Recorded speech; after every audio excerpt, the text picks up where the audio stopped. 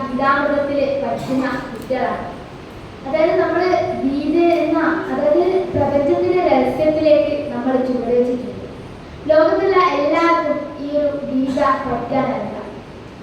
എത്ര ആള് ലോകത്ത് ഇപ്പോ ഗീത പഠിക്കണമെന്ന് ആഗ്രഹിക്കുന്നുണ്ടാവുന്നു നമുക്കറിയാം.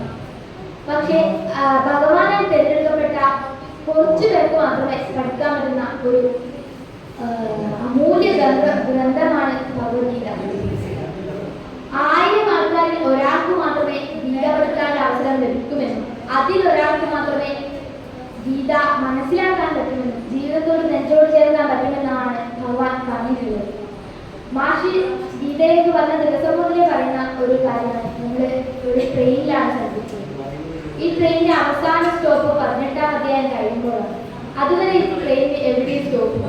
ഈ ട്രെയിൻ പോകുന്നത് ദുർഘടമായ വഴികളിലൂടെയാണ്. മുള്ളും മറ്റും നിറഞ്ഞ വഴികളിലൂടെ പോകുന്ന ഈ ട്രെയിനിൽ നിന്നും ആരെങ്കിലും ഇടയ്ക്ക് ചാടി പോവുകയാണെങ്കിൽ അവർക്ക് നല്ല പരിക്ക് വരും. എന്നാൽ ഈ തടസ്സങ്ങളൊക്കെ ഭേദിച്ച് ഈ ട്രെയിൻ ഒടുവിൽ വിജയത്തിൽ ലക്ഷ്യസ്ഥാനത്തെത്തി.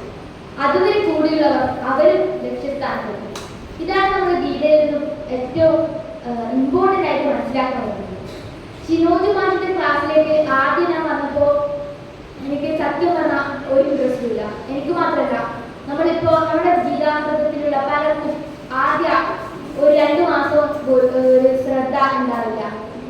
പക്ഷേ ഒരു വർഷത്തിന് ശേഷം, അതായത് നമ്മൾ ബാച്ച് 1 വർഷം പിന്നീട് കഴിഞ്ഞാൽ നമ്മൾ ഗീതയിലേക്ക് ലയിച്ചു പോകും. നമ്മുടെ അതിൻ്റെ അർത്ഥങ്ങൾ തേടും.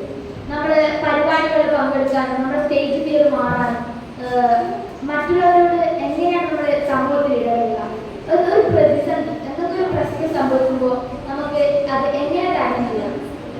അതായത് അർജുനന് പറ്റിയില്ലേ, 2 കർമ്മങ്ങൾ ഒരുമിച്ച് വന്നപ്പോൾ പെട്ടുപോയ അർജുനനെ പോലെ നമ്മുടെ ജീവിതത്തിൽ പല പല കർമ്മങ്ങൾ ഒരുമിച്ച് വരുമ്പോൾ, അല്ലെങ്കിൽ നമ്മൾ ചെയ്തു പോയതൊക്കെ തെറ്റ് വരുമ്പോൾ, അങ്ങനെയൊക്കെയുള്ള സന്ദർഭങ്ങൾ ഇനി എന്താണ് പോംവഴി, ഇനി എന്താണ് ചെയ്യുക എന്ന് ഭഗവാൻ ഗീതയിൽ പറഞ്ഞു.